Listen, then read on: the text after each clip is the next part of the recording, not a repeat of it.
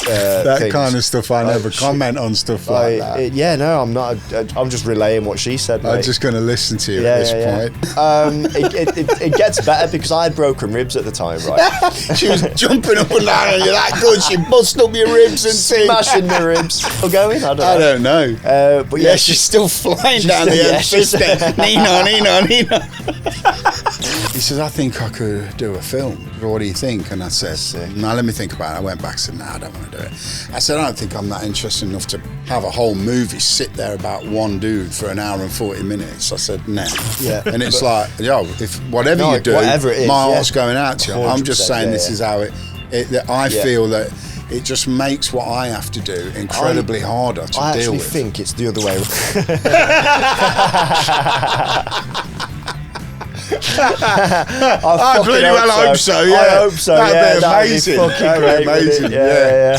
What would make it interesting if I opened up about like my struggles mentally, and then I spoke to him about that. He goes, he goes, actually, I needed the sticks. You needed my sticks, man. You needed Rick the Stick there to help you out, bro. Big Dick Rick the Stick. Your nickname's getting bigger and bigger as the podcast goes on. On tour at the minute, it's going well. It's hard. It's long. What about the tour? Hey! Yeah, he took my sticks off me. I have never felt so unstable. I'm ready. Let's do it, Big Dick Rick. What? Right, leave that in. Leave that in at the start of this. Right, that is the What, is it already rolling? Yeah, we're rolling, baby. Damn. We are rolling. Welcome back to another episode of the Unstable Podcast with me, Ricky Belshaw. Well, let's call myself Big Dick Rick for this episode because that's what's been said. Yeah, you know what I mean, Frank? You know what I mean? I'm enjoying this podcast already. You have no idea how much I've actually been looking forward to getting you on. I've been trying to get you on for fucking ages, and it's good to be here because, sorry, I should probably say his name, Frank Benbini, guys. Say hello. Yeah. There you go. Tell them who you are, what you do. I'm a musician. Yeah. Writer. And I just play a lot of rock and roll. And that's been my life, really. You know, playing a band, Fun Lovin Criminals. Yep. I play for Blasé. Mr. Ali, slipping it in there. Mr. Ali Campbell's UB40, which is huge. And then I've got other ventures like Uncle Frank, which is like a band from my hometown with family members in. And I'm a dad. Yeah, and I'm so sorry to hear that. I know, because I know you. And I worry about them kids now. Well, I've only got the one, but it's still so expensive, man. She. She's 21 in January. She's got a big 21st. No way. What's the plans? And she just wants me and her mum to take her to Paris with a friend to see Moulin Rouge on her birthday. That's a lot more sophisticated than I was expecting from your daughter. Yeah. Well, I'm going to end up doing it, but I was talking to her the other day. She went, so I want 2 nights in like a spa hotel. I went, you want 2 nights in a spa hotel in the middle of Paris? Right. I said, you're dreaming. We're going there for 1 day. Well, we'll go early in the morning. And we're out. Yeah. You know what I mean? Get your bag out, watch your musical, and we're gone. Yeah, we're out of there. But Eurotunnel, here we come, baby. But that's pretty much me in a nutshell. Cool. Music's really been my life. I've got a funny story actually. You mentioned Ali then. So years and years ago, I mean, I must have been 8, 9, something like that. I was just sort of getting noticed for my horse riding. Yeah. And we had to do this thing for like BBC Shropshire or something like that. And he came to the riding centre I was at, and they were doing this thing, and they gave us like a couple of lines to say each. So I did my line as this little fucking 8-year-old lad, one take Belshaw, do you know what I mean? No messing around. Mate, we were there for about an hour and a half with that prick. He just could not get this sentence out of his mouth at all. He just kept fucking it up, and honestly, they were getting so frustrated, these BBC. You know. It was Nina Nana, do you know her? Do you remember her? Yeah, Nina Nana. Nina Nana it was. And, what a name. I know, fucking hell. Is she still going? I don't know. But she's still flying down the M50. Nina. Saving lives and shagging wives. Can't stop us. But he took him fucking ages, man. Yeah. Well, in his defence, 1, he's a legend. Oh yeah, 2, he's absolutely just the man. And 3, he's been blazing the finest weed for 50 years, probably more than that. Yeah, so that doesn't surprise me. As an 8-year-old kid, even I knew something. You could. Something wasn't right in the air. Yeah. It was green. The air was green. Ali Campbell was there, but no, the guy's a legend. Oh, yeah. It doesn't surprise me. You know, people that partake in smoking the guan ain't the sharpest tool when you need them to be like, can you say this paragraph in one? He was dull. You say, he wasn't the sharpest, mate. He was fucking dull. He was blunt. He was struggling. He was struggling, man. I love that guy, man. A lovely guy. I best. was 8. I can't really remember him, but I remember him being a nice guy. Do you know what I mean? He's the best. Sound. And you know what? For someone of that level to come to a little RDA centre because this 8-year-old kid's getting wrecked, like that's super cool. That's cool as fuck. I mean, also he's like you talk about someone who's had a life. Oh my days. I'd sit next to him. I mean, I've been rolling around the world with him for a while now, and every time he's just got the best stories. I bet. His stories are like unreal. See, I know some of your stories, so for you to say that, mine must be. Yeah, no, it is because I thought I had good stories. Like I've got a few good stories. Yeah. Like we've exchanged stories, and it's probably best we don't go into them. Didn't you steal something from Buckingham Palace? No, I shagged someone in Buckingham Palace. Even better. Yeah. Yeah. Oh, big dick Rick in the house. That's so funny. Yeah. People think like Paul McCartney think he's all cool because he took the toilet roll holder or something. And you were in there banging the princess. What? Sometimes you got to do what you got to do. You know what I mean? That's so funny. I remember the exact same reaction because we did a live podcast a couple of years ago there, wasn't it? And there was 6-7 of us on stage, and me and you were just getting distracted. We were just having chats off mic. Having a laugh. And I told you that story, and you just fucking cracked up laughing. I couldn't believe it. It just ruined the room, didn't it? Yeah. Like it just did all whatever was. I mean, come on. Are you going to tell the story? Fucking sticks in the house, like rolls in. Oh my god! Well, don't roll in. Stumble in, waddle in, and then ends up fucking tagging something in Buckingham Palace.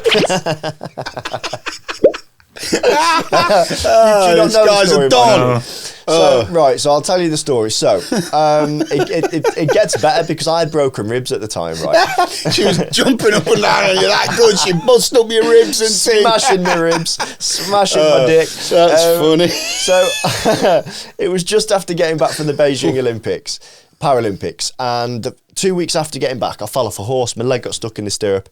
Dragged round the arena, it beat me the fuck up. I dislocated my knee, cracked my skull. Is this true? This is true, yeah. I broke every rib on my right hand side. I know all this. Split my sternum. Yeah. You've told me this bit. Yeah. So that happened. And then 3 weeks after that is when we were down at Buckingham Palace because all the medal winners from Beijing had to go down and meet the Queen. Yeah. So we goes down there and we'd fudged the paperwork a bit. So basically, on the horse's passport, we'd put my mum and my mum's partner at the time as owners so they could get accreditation into the Paralympic Games. But because of that, they were also invited down to the palace. There's a reason I'm saying that. So there's this woman, she was the groom, so she looked after the horse of the guy that beat me at the game. So he got gold, I got silver. Did I mention a name then? Did I mention a name? No. Yeah. No. Right, bleep that out if I mentioned a name. No, don't say it again. Okay. It was close. Oh my God. So anyway, what was the name? Stop. Look, she's married. There's a reason we're not fucking saying the name. Take the name out, please. Yeah, take the name out. So you might have to do some clever editing there. So anyway, so the woman who looked after the person whose horse beat me. No, the guy who beat me at the Olympics. Oh, right, sorry. So she looked after his horse. She was like, tacked him up and cleaned him and stuff and did all that. So I'm there with her and there's a few of us all around. And my mum and her partner at the time had disappeared. And everyone's taking the mick out of me saying, they're probably trying to find a place to fuck in the palace. Bearing in mind, I'm on a lot of painkillers and I'm on free champagne. I feel fucking incredible at this point, don't I? I'm not thinking straight. So normally if someone's on about shagging your mum, you go, that's gross. But all I could think of, that's a fucking great idea. So I turned to this woman and I was like... Where's this going? Yeah. So no. So I turned. It's gone deep already. I turned to this woman. I was like, "Do you fancy a fuck in the palace?" You didn't say that. I didn't say her name. No, I but you didn't just say it like that. Yeah. Did you actually? Yeah, no, I did. Yeah. To a stranger. No, I knew her. Her. Okay. Yeah. She was she was part of the team. I'm not saying her name, you fucking idiot. His name was. I'm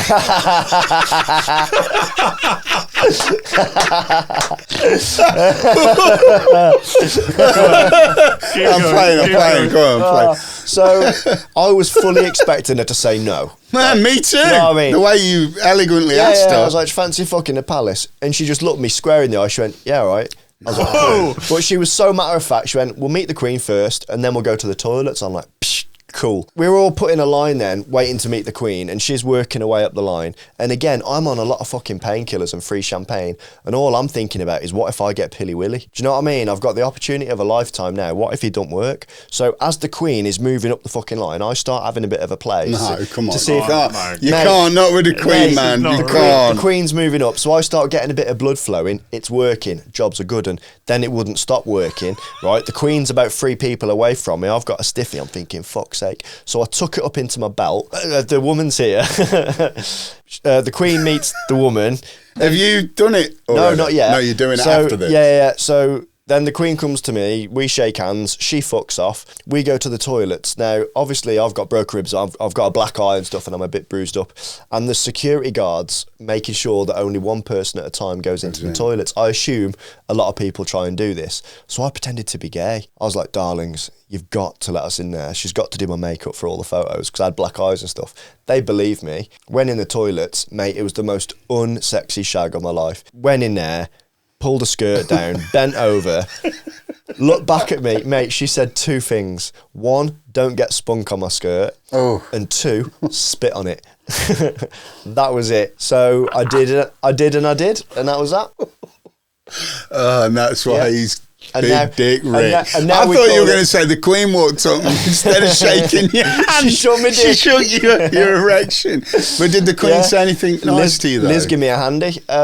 Did she say, no, what's up, why you got a black eye? I'm going to be honest, I can't remember. You don't remember? No, I was one-tracking it, mate. I was thinking other things. Right. Yeah. Of course he was. Of course she was. All I remember thinking is that she had cold hands. Really? Yeah, that was it. That's all I can remember, really, from that meeting, yeah. When he told me that She's got cold hands. I hope she doesn't touch my cock, because it'll make it go down straight again. down. I can't afford to lose an inch. I don't feel comfortable talking about the Queen Mate, she's dead text. I know, but that's even she's all right worse, now. man. It's all right now. Come on. She is dead, so she's probably watching us talking about her like that. She already knew.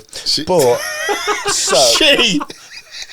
but it gets better, right? It can't get any worse. It gets better because at the time, my mum's partner, he was a helicopter pilot in the army, and he was teaching Prince Harry to fly the Apaches. Right. So about a week after this, he was teaching Harry in the classroom. Harry was giving him a bit of lip. So he told Harry what I'd done in his grandma's house. I had a phone call off a withheld number, and he was like, hello, is that Ricky? I was like, yeah. He said, it's Harry here, Prince Harry. What's this I hear about you knobbing some Polish chick in my grandmother's house? I went, fuck off, mate. Your family's done more bad things to Poles than I can ever dream of. He went, that's not the point, Balshaw. I'm going to send the poison suits round. And the phone went dead. Straight up. You've made that last bit up, man. That's one of your... I swear down. That's one of your swear down. That's one of your drug trips, bro. Swear down that happened. Honestly. Swear to God. Were you on medication at the time? No, I was off. Were you off. still on your painkillers? No, I was off. I swear to God that happened. That's crazy. Swear to God that happened, yeah.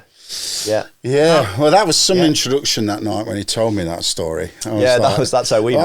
I was blown away with the fact that you did the horse dressage, right? Yeah. Where they do all the trick, where you get them to do all the high knees and all that. That's it. Yeah. That's really cool. Yeah. Not a lot of people react like that. The last guest we had on literally laughed at me when I said I did dressage. I love horses. I think they're incredible creatures. But like, do you ever when you go out, like with your missus or something, and you're like in the countryside and that, and you see some horses? What, do you ever just start sidestepping? Not side. I can't walk forward, Frank. Never mind fucking sideways, you daft twat. Do you look at the horse and think, yeah, that's great horse? Yeah. And the reason why that's great horse is because of this.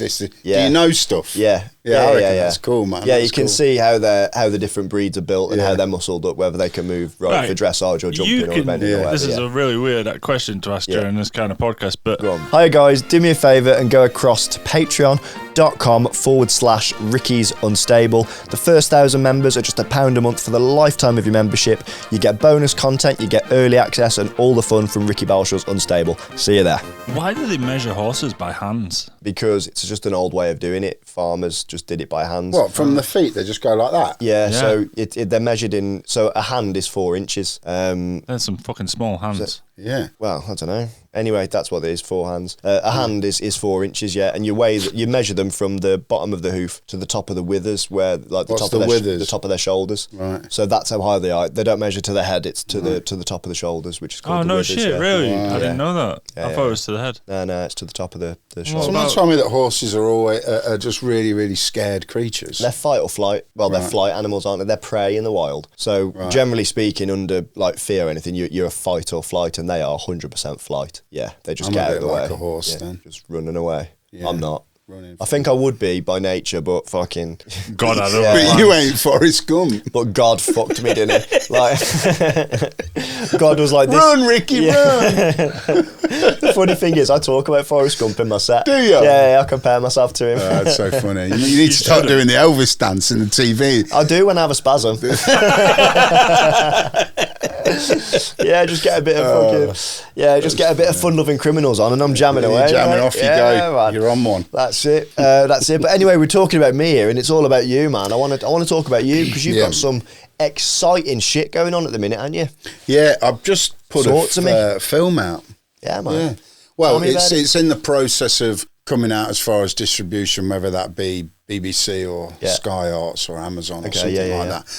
But we've done a few premieres and we've got some more premieres coming up. Cool, man. But yeah, that's been pretty wild, actually. It's funny when you put your life up on the screen and everybody that I roll with in my circles is in the film and they're talking about me on camera and stuff. I'm just saying, I'm not. Weird. Where was my fucking I tried to get hold of you, but you were on tour with Jason Mumford, upsetting his fans.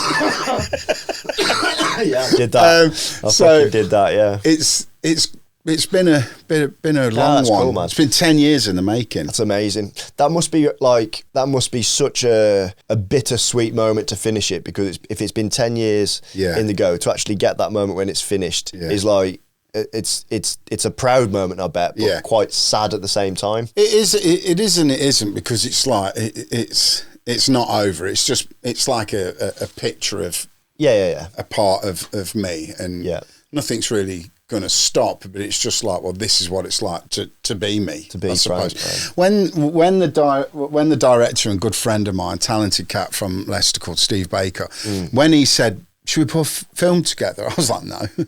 And he was like, no. And then he told you how much, and you were like, oh God, putting a film out is 10 times worse than putting a record out as far as making any money. Yeah, it's tough, it's hard. But he was like, yeah, let's do this film, man. And I was like, film? He goes, over the 10 years I've been working with you on video shoots and this and that, I've got loads and loads of back footage, you know. Yeah. He says, I think I could do a film. So what do you think? And I said, no, let me think about it. I went back and said, no, I don't want to do it. I said, I don't think I'm that interested enough to have a whole movie sit there about one dude for an hour and 40 minutes. I said, nah.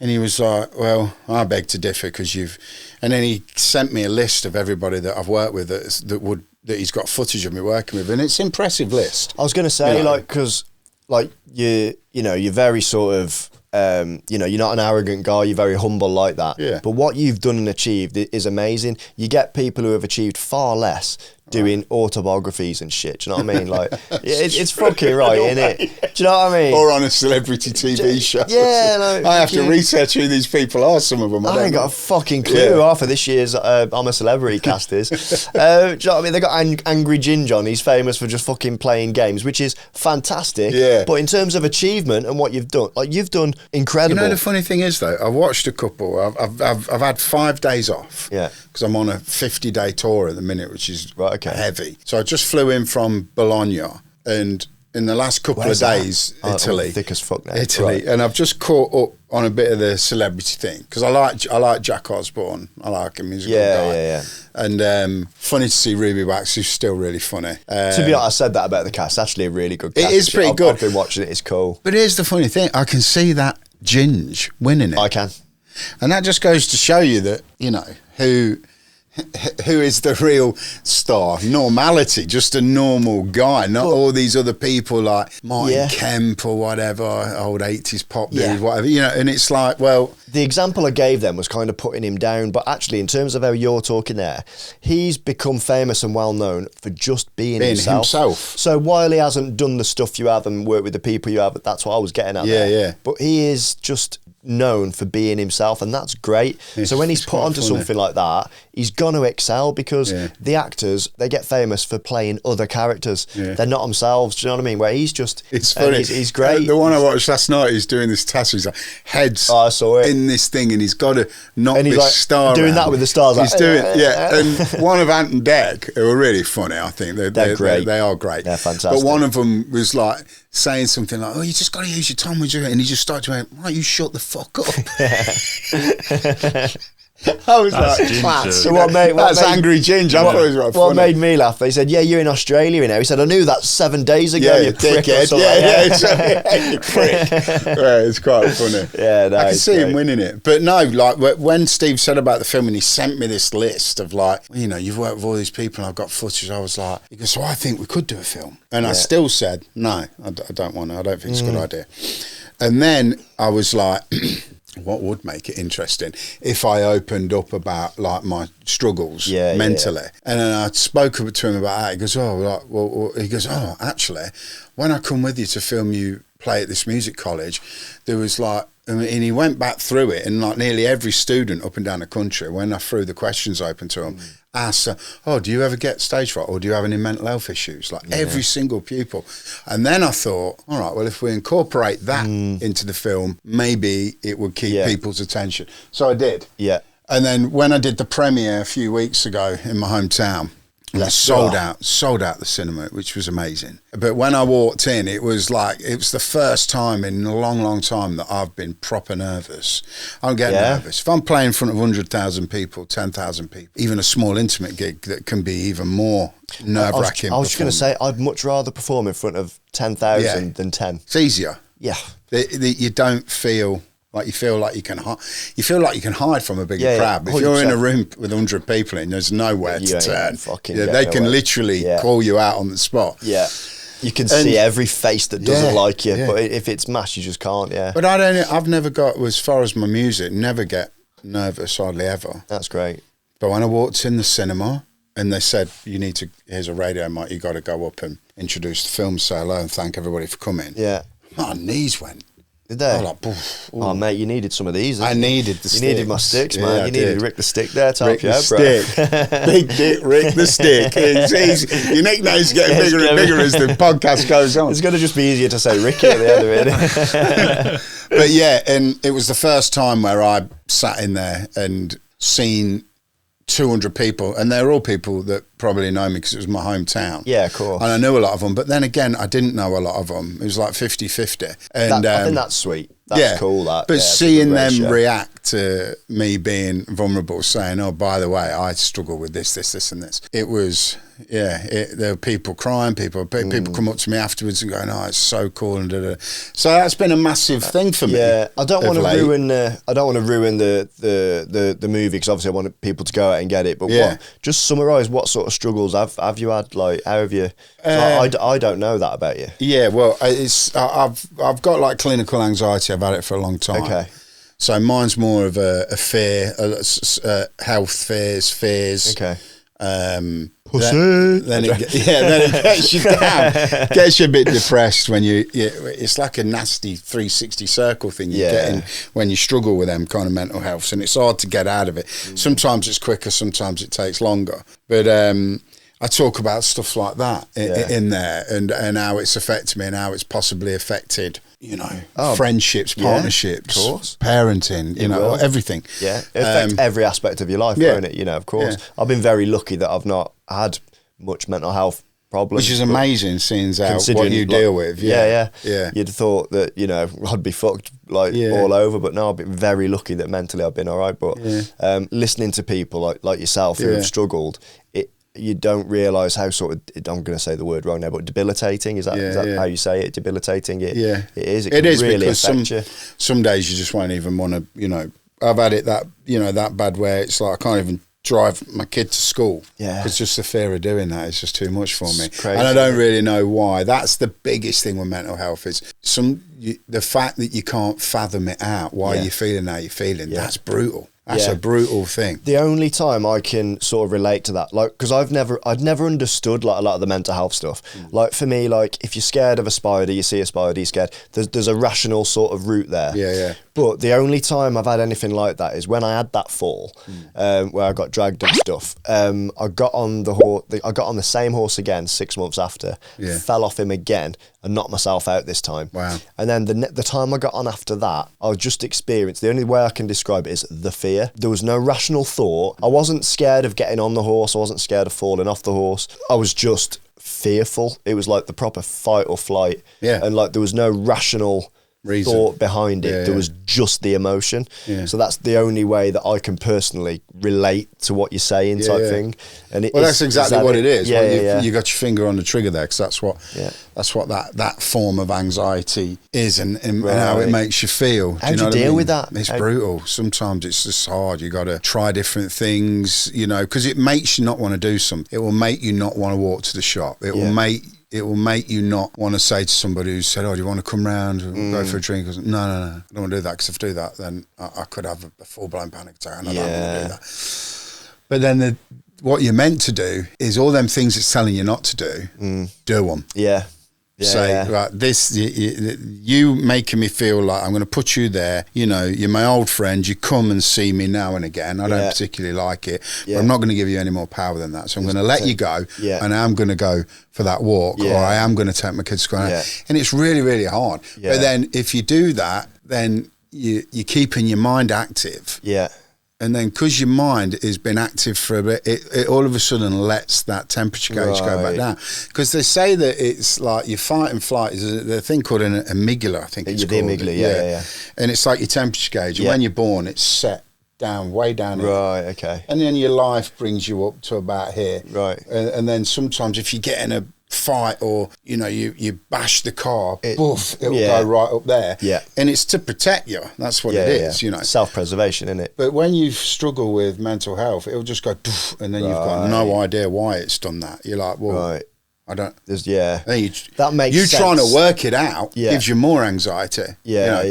It ain't. No, I won't really wish it on anyone. No, my missus works in. She works for the mental health department of talking therapies for the NHS. Based on like CBT. Sorry, not CBD. That's from cognitive behavioural therapy.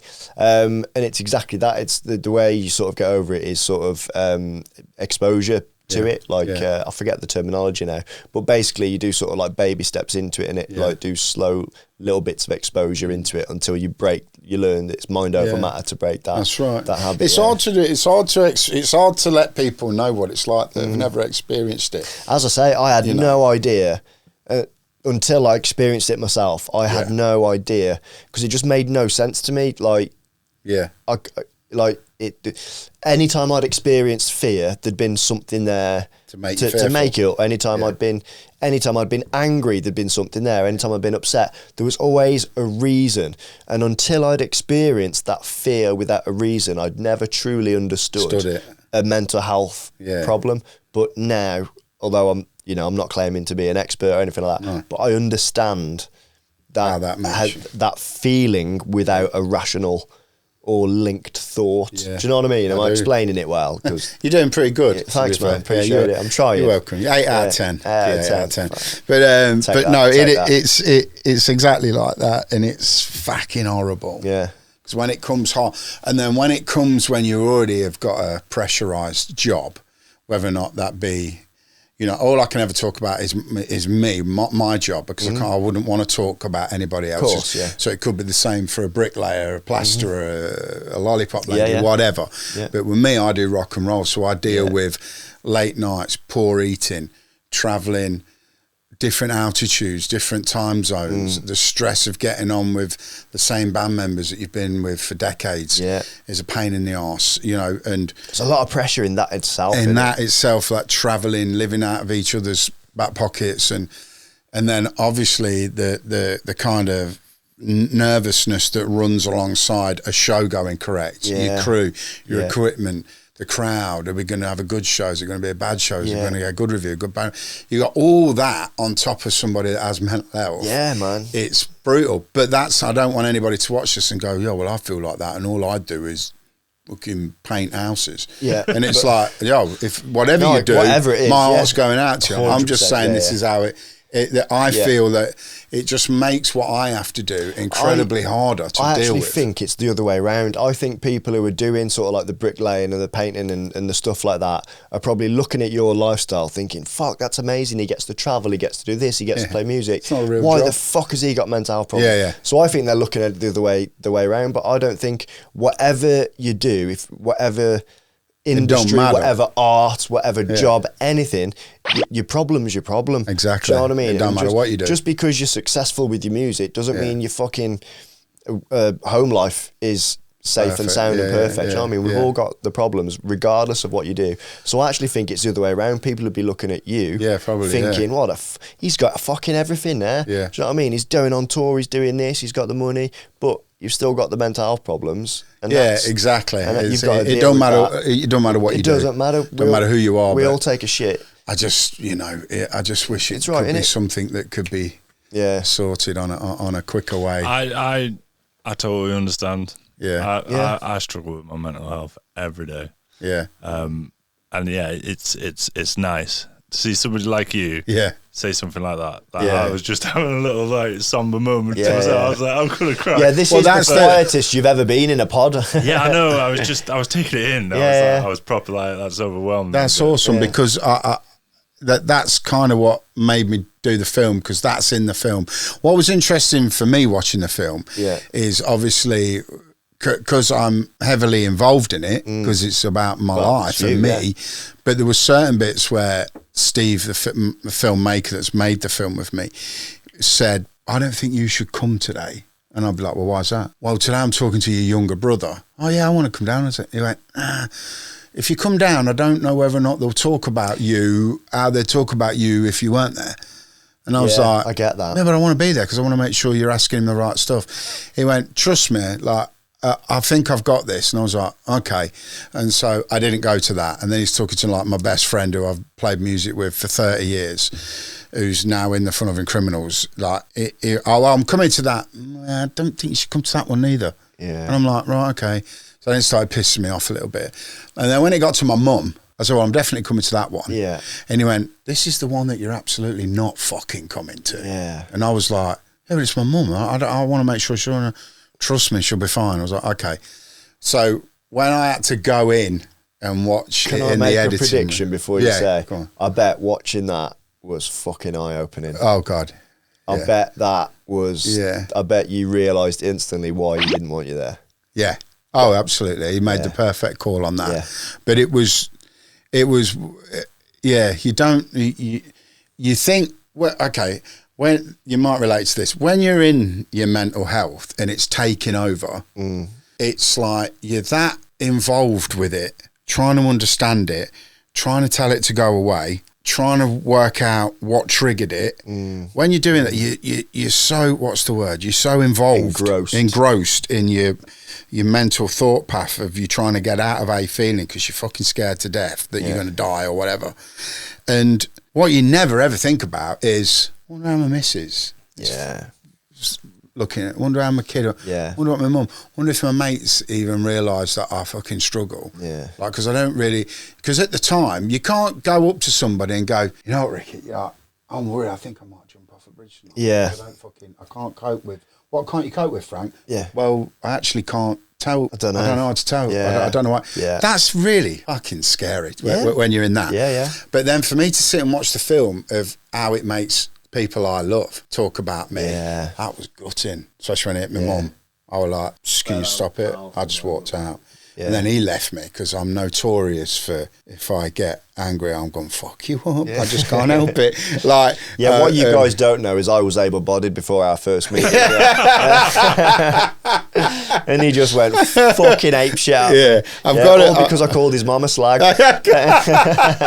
That's why he can't walk straight no more.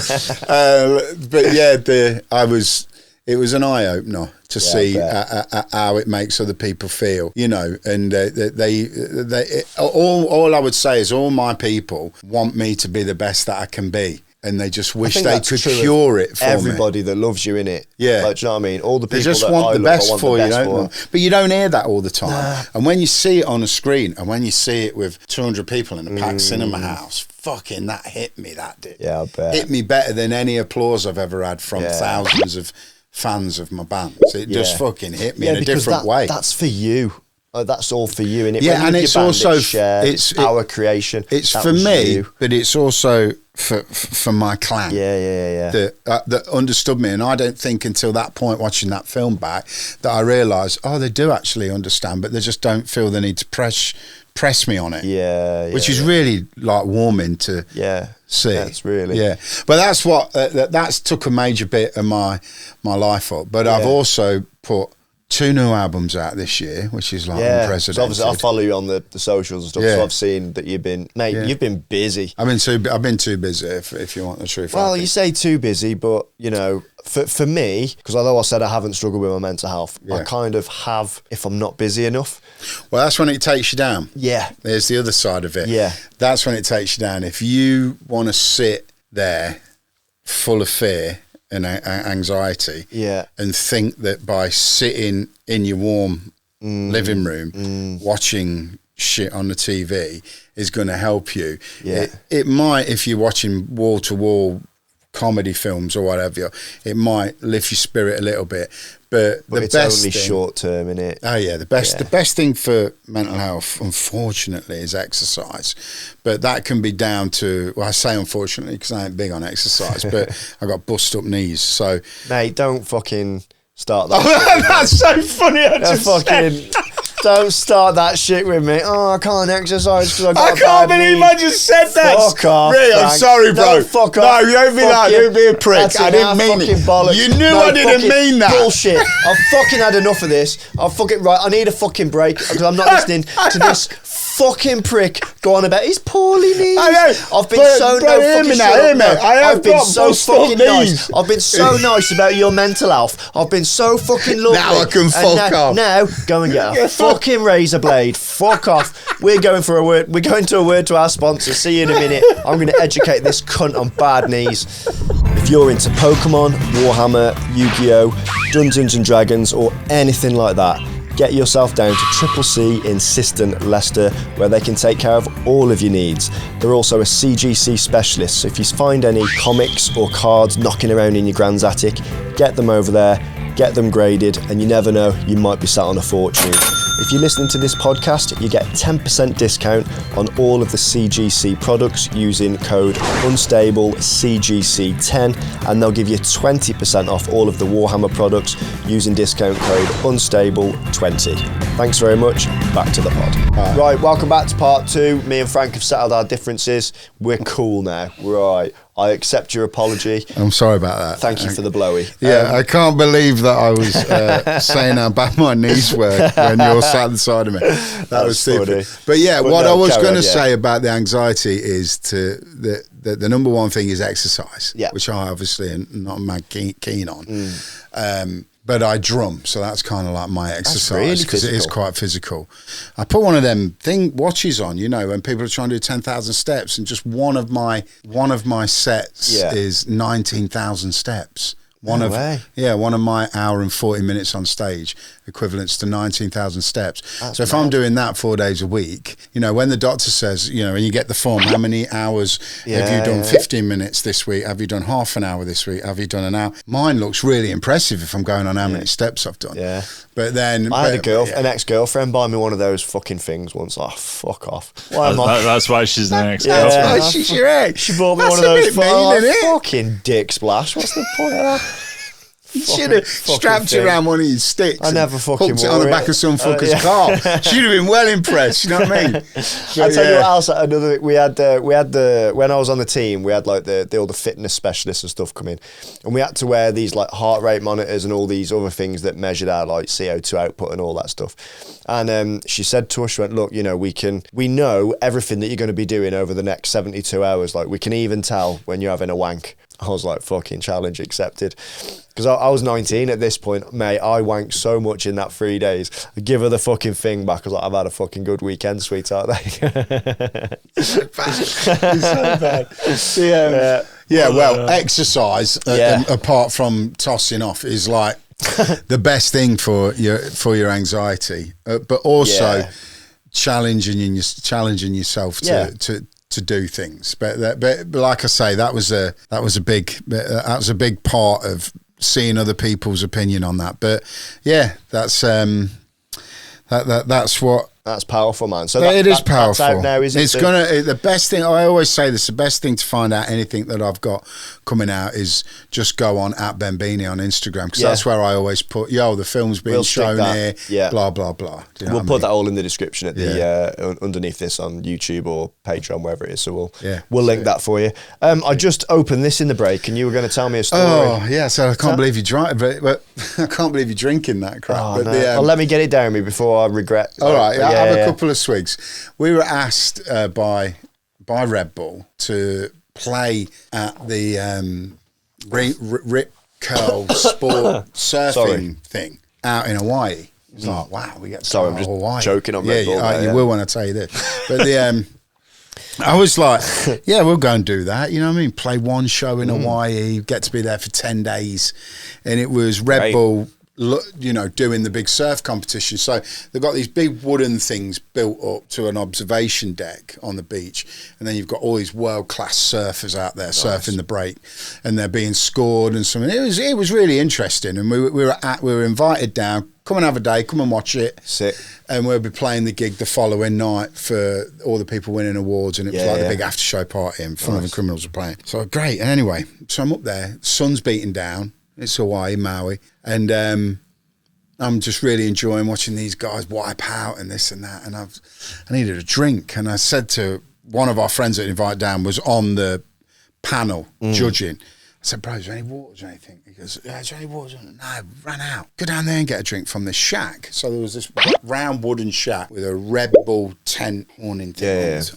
So I've gone over there, and I'm still in view of the surfers. I'm watching this surf, and I've kind of like put my back. This girl's filling up the fridge with drinks, and I says, have you got any water, love? And she goes, no, it's only Red Bull here, Red Bull. And I looked, I thought, it's Red Bull competition, of course. Yeah. And I've turned back round to watch this guy who's just doing his last few tricks on this wave, and this guy at the side of me goes, you all right, bro?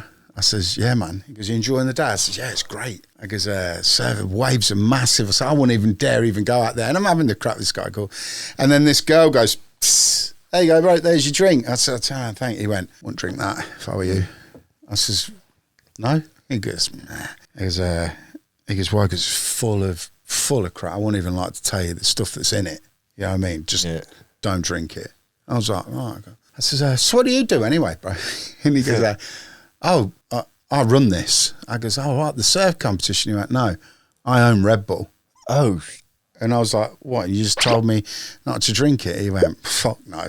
He was never catch me drinking that shit. Jesus. I was like, wow, that's the guy that runs the place. Can't remember his name, whether or not it's the guy that still runs it, because this is going back 15 years now. I reckon that guy owned Monster.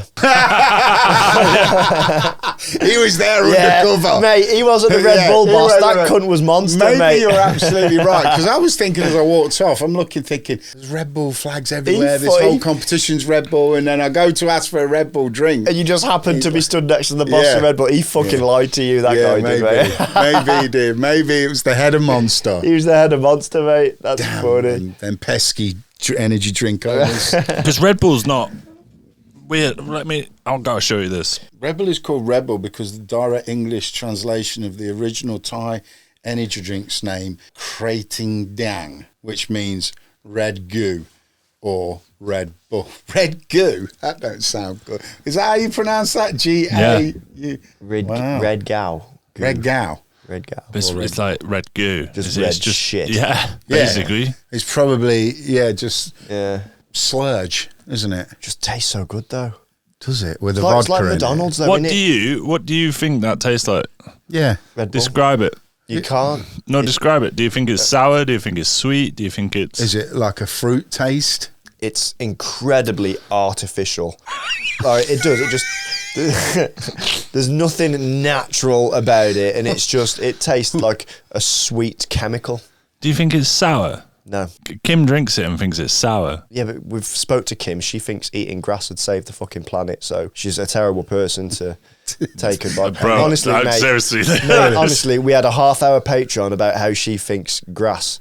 She thinks it's silly that we don't eat grass because there's so much of it, and basically we could save Ethiopia because of grass. What's brought her to think that we could live on grass? Because it's everywhere. Because basically cows, she's like, well, if cows can do it, we can do it. I'm like, they got 4 fucking stomachs, mate. They've got a very different digestive system. She wants to send grass to Ethiopia to save that was her plan, mate. She said her words were trying to think of stuff. We've wasted more energy talking her out of an idea than getting into a good one. That's probably gave you a lot of comedy. It just hurt my head, mate. It stung, yeah. Oh, bless. That's probably the best Patreon episode we've ever done. It was fucking good. About eating grass. It was funny. It was funny because she believed, she was like dead in on it as well. And then also someone that has a great idea really does believe in it. Though. But then the other thing that she said was that she got trans people confused with hermaphrodites, and she was like, oh, well, I'm pretty sure like trans people are the next stage of evolution because they can breed with themselves. That kind of stuff I never comment on. Stuff like that. I'm not. I'm just relaying what she said, mate. I'm just going to listen to you at this point. Oh, fuck it, that's a clip. What we're going to do? We're going to use AI and dub your voice over that. Don't get me going about the AI. You should have heard what he was saying about that community in the break. Woo! I didn't say shit. No. Woo! No, he didn't. He said that. I didn't. Trust me, I didn't. I was gonna say something really bad then, but I fucking won't. Don't. No. Big no, dick. It's all good. It's all good. So so you got the film out. You're on tour. Yeah. Yeah. On tour at the minute. It's going well. It's hard. It's long. What about the tour? Hey! Oh! Very good. It's going good, man. Yeah? It's just doing what we do. And we've done it a long time. But, it gets harder. It gets more expensive. Touring, flights, fuel, transport, all of that. Yeah. But, we do it, I suppose, because it's what we do. We love it. It'd be the greatest job if you just took the travel out of it. Yeah. All the things they can do now, when they're going to bring teleportation, same with comedy. Same with driving comedy. Up and down and everywhere, it's such a ball ache, and like multiple 1-hour flights to get to somewhere in Europe, and it's like, why don't you just do a direct one? But and then since the COVID bollocks, everything's just been jacked up, all the prices. But the one thing that's not been jacked up is the ticket prices. Yeah. The price. Same for comedians, right? So, everything else costs us. Yeah. But what we're getting paid is just stayed the same for like 30 years. Yeah. It's like, what's going on? Or if not gone, devalued. It's like bullshit. I was having this conversation with a comic. I won't mention her name. I don't think it'd be a problem. But you're a fucking dick, you are. Look, right, do you want me to tell him your Avengers story? No. Well, shut the Move on then, please. Come on. That's not allowed. Talk about your ultimate fucking backfire there. Sticks, quit it.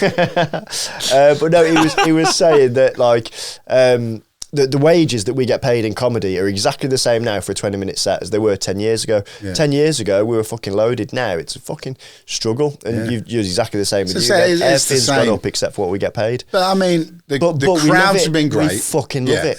The crowds have been really cool. I've got nothing but love for Fun Lovin Criminals. Our fan base is just amazing. Loyalty that they've shown. Yeah. Even with changes, lineup changes, the fact that they want to honour the music with people that want to honour the music, as the musicians, can't really ask for any more. And this we had the most sold out shows on a tour than the last 20 years. That's great. Which is great. Love that. It's lovely to hear like an artist talking about their fan base like you are now, like so loyal. I've not got the biggest fan base out there, but they're fucking loyal. Yeah. Like, and they're great. Like, they're really interactive with me online and stuff, and like really behind it. And that it's a a lovely feeling. So that's the same for you, but obviously much, much bigger than myself. It don't matter how big it is. It's a loyal fan base. Isn't it? It's fucking fantastic. Really, because it's people's time, and let's be honest, in this day and age, no one's got any time anymore. No, it's the most precious thing, isn't it? And so for somebody to give you the time, or let alone their hard-earned money to pay for a ticket, Oh, or let alone travel on these winter nights when it's pissing you out. Yeah. I don't know how they do it. I wouldn't do it. There's only one person that I ever did that for as a musician. Oh. And he's no longer with us. So I wouldn't do that for any other band. If I even bought a ticket, which I don't do, I don't buy tickets. You don't need to. Bring somebody. You're connected in, you know. But even if I did buy the tickets, or even if I'm lucky enough to get on a guest list or whatever, if it's cold and it's pissing down, I'll look out and go, fuck that. Yeah. And yet these fans are so committed to your music, and it means a lot to them. When they come and they have a great time, it's like the least that we can do is show them some respect and 100%. Love, and try and do the best show you can, even if you've been travelling all day and you're knackered. Yeah. Give it the best that you can. Yeah, we're only human sometimes. Some shows are going to be better than others. 100%. But turning up and doing it for people that are following you is just the greatest thing. And so that's it. Like, I've got love for them. When you have got your fan base like that, as you say, they're spending their hard-earned money. Big time. And a lot of the time, like, it's their one night out that they'll get in that month, or maybe even that 6-month period. Yeah. And they're such a fan of you and your art, or me and the comedy. Yeah. Whatever it is, they're going there. It's such a compliment that they're prepared to do that. At least spend their money show up. And give their time to come and watch us do what we love. Yeah. It's a fucking great feeling, man. It is. It's a blessing, and they've been really well. And the new album's been received super cool as well. So that's really, really fantastic. Am I ready for a break after this next bit? Yeah, 50 dates at the age I am is How old pretty are you? brutal. Like 53 now. Okay. I think. Yeah. I just got good skin. I know. It's because he doesn't drink this shit. I get it I don't drink Red Bull. I get it in the newspaper. It's all right. Oh, Frank Benbini, 38. I'm like, go on, son. Great, Still getting in the 38s, you know what I mean? Yeah. But, I wonder if I'm going to get that. Yeah, you look young. No, I'm ugly as fuck, bro. No, so you look young. Yeah. Oh. Yeah. I look young, still ugly. Still ugly, yeah. You ugly prick. Right, we don't... You're a young ugly prick. Get used to it. That's the reason we haven't got a camera. We don't let him out on a camera. He ain't even ugly. He's good looking. The public. No, don't tell him that. He looks like fucking. No. Who's your man? The Scottish geezer. No, don't fucking tell him. Olympus has fallen. Who's that cat? Gerard Butler. You're like a Gerard Butler right over there. Gerard Butler after fucking battle. He does. We don't let him on camera on the public episodes because he's so ugly. We only let him have a camera on the Patreon episode. So if the people want to see what he looks like, they have to pay us £1 a month. Yeah, he's too ugly for ain't ugly, man.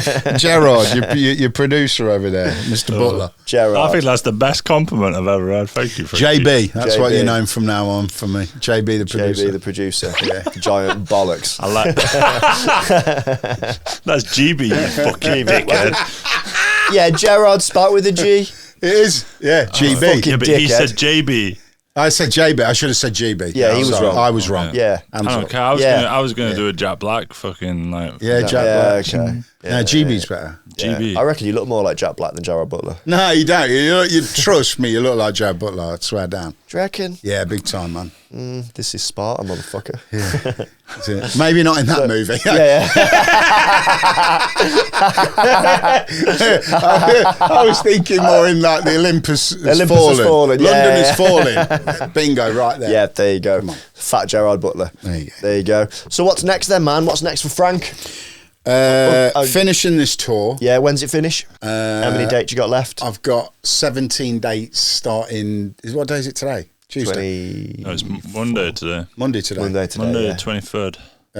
So starting in 48 hours. Yeah. I've got 17 dates left of the Fun Lovin Criminal Sweet. Tour of this year before it moves into 2026. So yeah, I'm up in Scotland. Yeah. And then I'm over in Ireland and then into Wales. Finishing Isle of Wight. Oh, nice. Isle of Wight's gorgeous. I like Isle of Wight. You ever been there for Cows Week? No. Oh, it's great. Is it? The whole island's just a big party. Yeah, it's sick. Oh, wicked. Yeah, it's sick. They got that, and then I go to Reunion Island on the 17th of December. Okay. For 4 days to do a big reggae show with Ali Campbell, UB40. Sick. And when I first, they said, "Oh, we've got a gig in Reunion Island." Yeah, cool. And I just saw the word French in the sub thing on the email. Oh yeah, cool. That'd be nice. Just train down to St Pancras, over on the train, bada boom, bada bing. And then so did a couple of the other members. Take your daughter, let her have 2 nights in a fucking beauty spa. But no, I thought, that's cool. And so did a couple of the other members. They thought, over to France, you know. Yeah. Wasn't until I looked and I thought, let me just Google Reunion Island. So I Googled Reunion Island. It's 17.5-hour flight. And it's a French-owned island next to Mauritius in the Indian Ocean. Oh, so it's fucking miles It's miles away. Yeah. And I was like, oh, man. You know. And it's funny because I rang up my really good friend, a fantastic artist, Cutty Williams, a reggae artist. He's wicked. Right, okay. And he's one of the backing singers for Ali and UB40. Right. And he goes, you're geared up, ready for the Christmas show? He went, yeah, man. proper Rasta. Don't do the accent, mate. You're too white, man. Listen, he went, yeah, man. And I was like, yeah, wicked. It says, we can't wait to get to France. And I was like, bro, it's not France. And he was like, cussed me down the phone. He went, yes, France. I went, bro, it's French owned. He goes, so where is it? I went, it's nearly 18 hours on a flight. He went, blood clots. And I was like laughing, but I was like, oh man. So we've got a big, so I actually get back on the 20th, which is great because my daughter's in Panto this year in Leicester at the People's Centre. Yeah, what's she doing? Jack and the Beanstalk. And she's doing Jack and the Beanstalk. Bro, hey, if you had another pair of legs, you said it, I'd have just snapped them then. You said it, mate. She's in the production of Jack and the Beanstalk, dickhead. Yeah. And she's playing the stork. She's playing the stork. No. Mate, the stork's playing her. She's quit it. Your daughter's getting smashed by the stork. Sticks right around your head in a minute.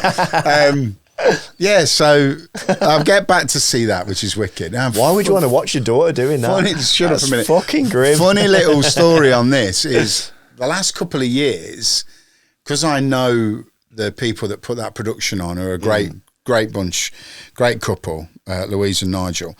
And because I used to have a radio show on BBC, they thought it'd be cool to ask me to voice the baddie. This is going back a couple of years. And I thought, I've got a recording studio. I've never done that before. It sounds pretty fun. That's cool. I'll do it, you know. Get in it, yeah.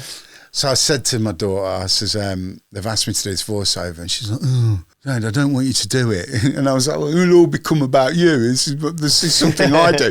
And I was like, all right, I won't do it. And she went, no, do it. So I did it. Yeah. This is a couple of years ago. So this year they asked me to be the voice of the giant. Right, okay. And I went in the recording studio just the other day to do it. It's wicked. It's really fun. I did it with my brother, who's got a killer studio. And we did that. So I get back in time after that Reunion Island gig to go and see my daughter. Take my mum and family, and we'll go and see it. And then the scary bit is my voice. It's kind of cool. So that's next for me. Have you put on a voice? That's sweet. Did you put on a voice, or is it your voice? No, I did a little bit of a theatrical thing. Deepen it a bit, like. I did deepen it, Like 3, 5, 4. Exactly. Yeah. But then my brother puts it through some wicked stuff, and it doesn't even sound like me now. Right. It's like 3, 5. It's like wicked how he does cool. it. And he puts some effects on it, so that's cool. I'd love to get into voiceover work. Voiceover work is fun. It's good, but I'd love to. Now that'll be a dying trade with AI. Oh, 100%. So along with everything, but it'll be kind of cool. But that's a funny thing as well. I'm about to blow your mind now. God. But I'd forgot.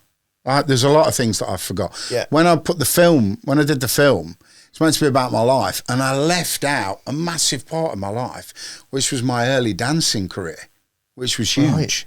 Like, so as a 13-year-old, I don't have to talk about my early dance career. It's mad, isn't it, what you block out? It's crazy. It is. But I blocked that shit out. And it wasn't until... Ricky was a finger dancer. Who was? Ricky? He was a finger dancer. I'm not even joking. No, you weren't. You know, like the hand models? Yeah. I did the finger dancing. Really? Yeah, he dances with his fingers. I weren't falling for that one. But yeah, I started to realise, and then I did this interview, and this guy goes, really chuffed that you've got this film coming out, Frank. Sounds really interesting. We've read the PR thing on it. Are you excited about that? I went, yeah. I goes, it was all brand new to me. doing a film, da-da-da-da-da. And he went, well, that's not actually true, is it? What? Took that tone with me. I was like, this guy sounds like a prick. What's up, bro? Yeah. He went, well, it's not true, is it? Come on, you've dabbled in film before. I looked at him and went, what have you been smoking? I said, I ain't never been in any films before or ever been on like TV. I went, well, what about the TV advert you did with the famous racing driver Ayrton Senna for Shell Petrol? Did you? And the room just went silent. I went, oh, yeah. Yeah, I did do that. I went, oh, sorry, mate, I totally forgot about that. I was in an advert. Yeah, but that's not with fucking Senna. film, is it? No. Like, And then he goes, and what about the film you did with Pete Postlethwaite and Ewan McGregor? What? I went, what are you on about? He went, yeah, you were in Brassed Off. Were you? And I said, bro, I don't know where you've got your... Yeah, I did. I can't believe it. And it really made me excited. Just pickled your head, because the whole day I was like, I was in a film with Pete Postlethwaite because I love Pete Postlethwaite. What a sick actor. Mate, your IMDb is so much better than you give yourself credit for. Right, and I know. And I was just like, I can't believe I was in that. And I was young. It was all at the time when I was dancing in the theatre world. What sort of dance did you do? Like what? Oh, like, everything from Oliver to... theatricals like that. Stage stuff, like, yeah. But then also did Starlight Express on roller skates, did that.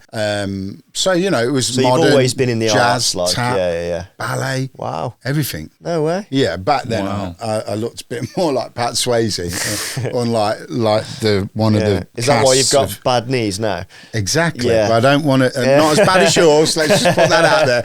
But yeah, and it was so funny because and it made me realise, man, I don't even talk about the days that I used to dance. And my first job when I left school, I was a red coat at a holiday camp and I used to teach dance at that, and then I was a lifeguard in the day, and then all this stuff I just forgot about. Oh yeah, and I made this film and I did this advert and I was in this production. I just totally forgot all about that. But then it's called Me, Frank, and the music industry.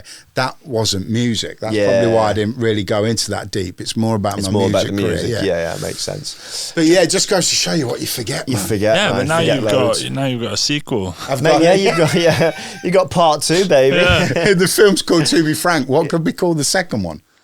To Be More Frank. Yeah. Or To Be Frank Again. To Be Frank Again. Yeah. There you go.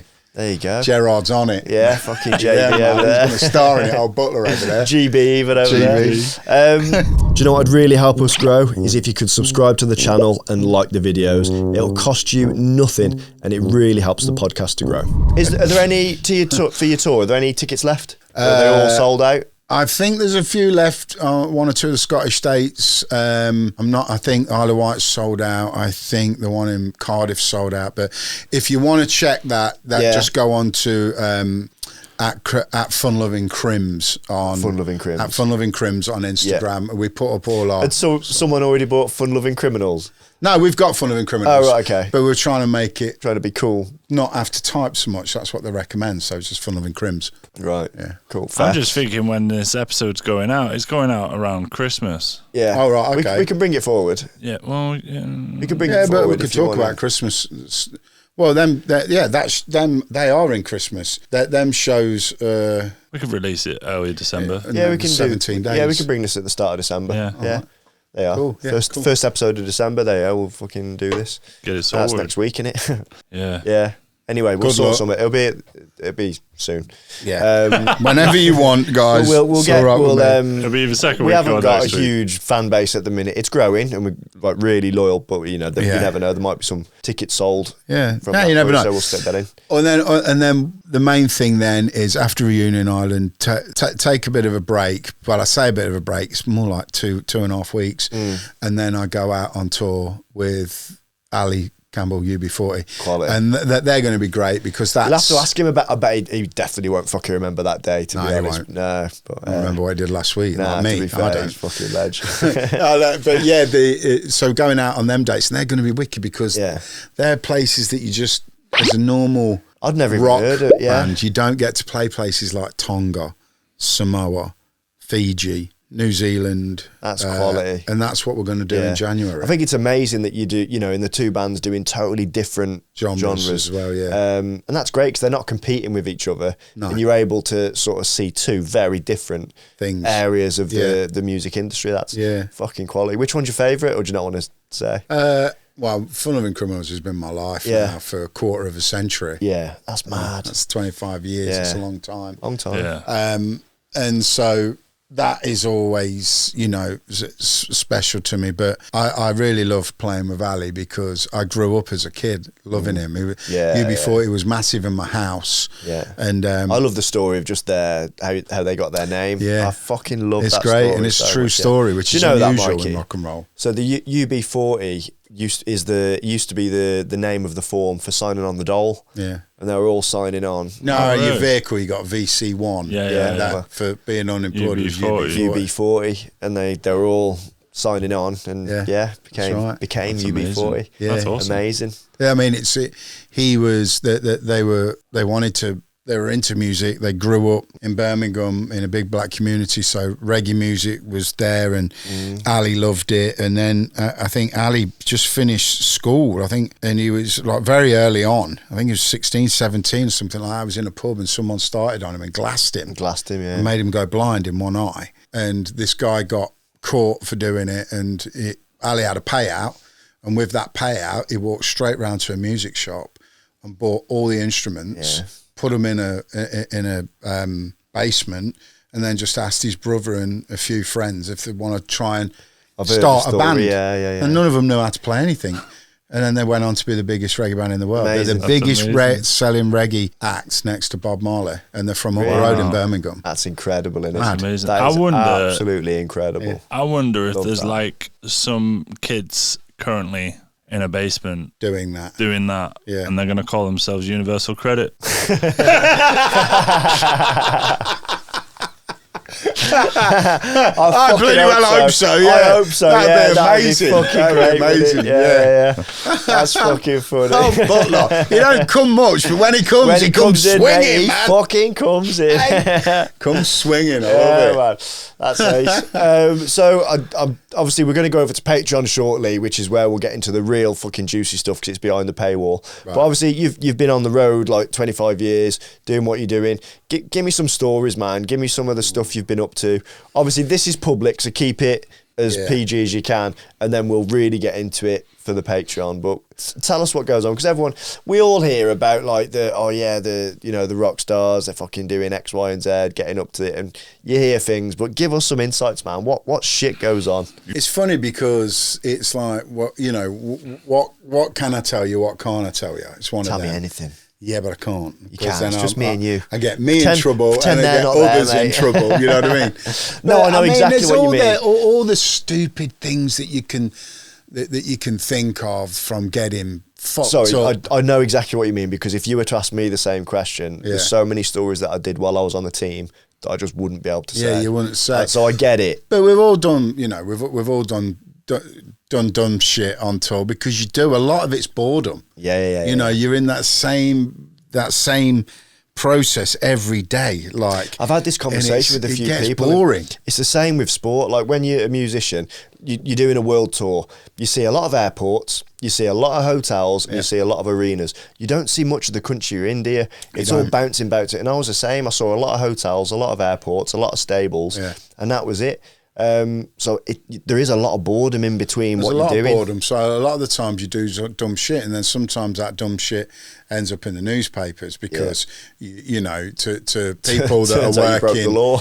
Yeah, exactly. Could be breaking the law. You could be doing something. I mean, I know that we've surfed tour buses over the years, like bust out the skyline and literally surfed on them when we've been going down Teen Wolf style. Yeah, Teen Wolf style, which nearly got ourselves killed. I remember I had to dive in because a bridge was coming, and I thought I'd fit, and I went, so I dived in and bust my shoulder up. Have you ever seen that video of that porn star that was hanging out the side of a car and she hits a lamppost and killed her? You seen that? No. Yeah, that. Yeah. That's brutal. Have you watched Hereditary? I don't think so. Oh, it's a movie on Netflix. You want to watch that? Hereditary. What's it called? Hereditary. Hereditary. Why? What's the? Oh, it's just the way the kid dies. Okay, come on, let's keep it light. Yeah, let's keep it moving. A fucking fun sponge in the corner there. You were doing so well, Mikey. And now you've come in. You were this close to having a camera on you in the public episode, then, and you fucked it. You fucked it for yourself. You lost it. Oh man, I'm not angry. What were we just talking about? Your badass stories. Yeah. So we've surfed the tour bus. Surfed the tour bus. I was playing in Dubai once. And Dubai gets crazy hot.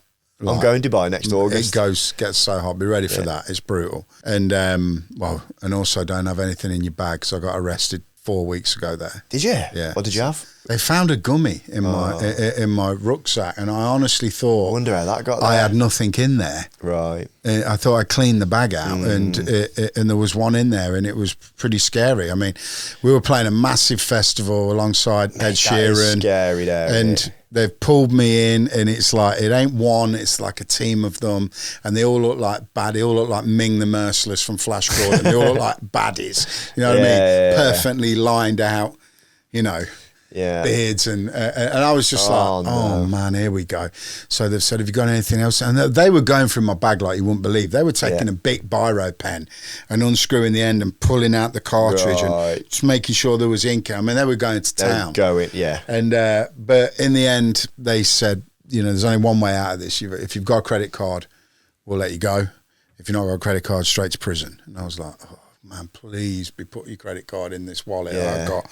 And I looked and it was in that. So there you go. So I paid the fine, but that can only happen once. What was the fine? About 600. Oh, mate, that's fucking light. That can only happen once. If you get caught going back, and they will be looking for you. Oh, you misunderstood where you were going with that then. I thought they wanted a bribe. No, it's a legal thing. A legit thing. You get a one-time chance to be legit and pay your way out of the situation. Right. If you haven't got a credit card, can't do it with cash. If you ain't got a credit card on you, then it won't happen. So you'll go straight to prison. But this whole process took about 3.5 hours where they had me in this room just sweating. People just kept coming in and looking, and I'm thinking, oh man. And then this like crazy ass sheet-looking dude come in. And I was like, oh, this is not going to get good. He was big. And he was like, gummies, eh? And I went, yeah. I went, just the one. I said, I didn't even know it was in there. He went, well, next time you do this, bring at least 20. So when I go back to my missus's, we can have a good fucking time. And I was like, and I laughed, and he laughed. I thought, okay, well, one or two of these are all right. Yeah. Majority of them weren't. And 20 minutes later, these two guys going, can you follow me? And then it was a full-blown strip search, which was not nice. Shit. Yeah. And I was like, you have to squat and cough. Yeah, kind of. But yeah, did that. And then it was a... Yeah. It weren't that neither. Your mind. But yeah. You're right. You say it's my mind, mate. You're a fucking arsehole. Yeah, true. So not this particular time when I got arrested a few weeks ago. This was when we were there playing a festival with a bunch of people on the show, but Dexys Midnight Runners was, remember, come on, Eileen to do. Massive 80s band, wicked band. And anyway, so it gets so hot that your drum skins can detune, because drum skins have oil in them, and if the oil gets hot, it can make them sag a bit. So you go, so we're having to tune the kit. You never think about tuning a drum. Oh yeah, tuning is one of the hardest things to tune as well. So you're tuning the drum. Fuck off. That's right. Is it really? Yeah, because guitars are well easy. You just plug it into a guitar tuner, hit a button, zing, and tune. Well, most drummers, it's all tuned by ear, so it takes a bit longer. Okay. And there's tuning pins on the top of the drum and on the bottom. You can get little devices to help, but it's a instinctual thing. Every drummer drums it slightly different, tunes it slightly different. Okay. Anyway, I go dum dum dum, and my drum tech comes running out to me, which is funny because at the time that this happened, my drum tech is now elevated and he's in the band. Naomi plays guitar. Right. Okay. And he's taking for me anyway. He comes running and he goes, bro, there's something wrong with your last tom-tom. And I'm like, what do you mean? He goes, well, this one, doom, doom is great. Doom, doom, this one. I was like, well, there's something majorly wrong with that then. So he goes, come and have a look. So I come and we're in these tents that have got all the gear in, waiting to be lifted on the stage when it's your time. And I've gone round, I've looked, and there's a tuning pin, which is like this big, that screws into the drum, missing. Right. Well, you're never going to get it to sound. He goes, it's got a pin missing. I says, go and see in that box if there's something. He's like, no, there's nothing. They come back. I goes, whose drum kit's that over there? And he goes, it's Dexys Midnight Runners. Oh, no. I says, go and fucking take the pin out of one of them. Same drum kit. It's dead funny because I look back and he's not there. He was there a minute ago and I've looked back and he's not there. He's on the fucking floor like an army commander on his elbow. And he's like shuffling along and he gets it. He's under this stump. Undoes it. Comes back and shoots on the side. I fucking got it. I went, I know you twat. You could have just walked over there. There's no. I thought that'd be more funny, you know. So I said, okay, let's put it in my drum. So I put it on. Doom, doom, doom, doom, doom, doom. Perfect. You know, one of our biggest hits is a song called Scooby Snacks. And it starts with like the EastEnders drum. Doom, doom, doom, doom, doom. That's how it starts. So it's got to be right. It's like, cool. So we do it, play the gig. Gig's amazing. Everyone loves it. Come off. And then there you see Dexys Midnight Runners stuff going on. Oh, so funny. And they're just, ladies and gentlemen, Dexys Midnight Runners. They run out like it. And I looked at Naeem. I went, you put that pin back, right? Before he went, oh, my God. So he's first go,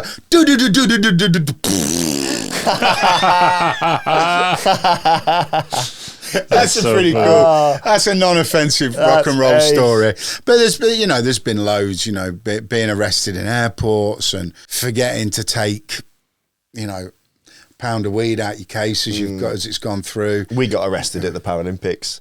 For what? There was 3 of us on one mobility scooter, and we ended up we got clocked doing 8 kilometres an hour on a dual carriageway. Well, it's funny you should say that because we Reading and Leeds once, and me and the guitar player got on the golf buggy thing and we took it out of the festival onto the main dual carriageway to go up to the Tesco to get a banana milkshake. And it's the funniest thing is we've come back, we got nicked by the police. Oh my God. And the police have pulled us over on this golf buggy. What are you doing, boys? And I says, oh, sorry. I said, getting a milkshake. We're headlining this festival that's behind there. I says, but we wanted a milkshake, so we just thought we'd come out there. And he goes, you having a laugh? You having us on? He goes, no. He goes, if you're telling the truth, take us to the back of the stage then. They just wanted to get in. Yeah, we're like, all right, cool. So they opened up. This woman comes running up. That's my brother. I needed that fucking golf. I'll run this better. Oh, sorry. And the police come in, and the police are there. And Supergrass are over there, and Fun Lovin over here, and Manic Street Preachers over there. They were. I'm sweet. He goes, we're going to let you off the ticket. No worries. Sweet. So goofy stuff like that. But it's all down to being bored. What can we do? Let's mess around. You know what I mean? I get it 100%. I've been there. Obviously, different scenarios, but I've been. But it's mad how many times you get let off with stuff as well, innit? Oh yeah. Because I remember when the phone ban first came in, like for being in your car, you're not allowed. Yeah. I was on the phone. I think I was on the phone to my dad, and I got pulled over. And I was on the team at the time, and this bloke came up, police officers, why I've pulled you over? I'm like, I was on my phone, Yeah. And he goes back, and he's there for about 20, 25 minutes. It felt like an eternity. And he came up to me afterwards. He said, I'm going to let you off with just a warning this time. I was like, oh, that's fucking great news, thanks. Here we go. But there is a condition. I was like, what? He said, the officer in the car, she's got horses and she wants a selfie with you. I'm like, fucking sound. So I had a selfie with this police officer, and they let me off. Yeah. That's amazing. Yeah, that's really good. Yeah.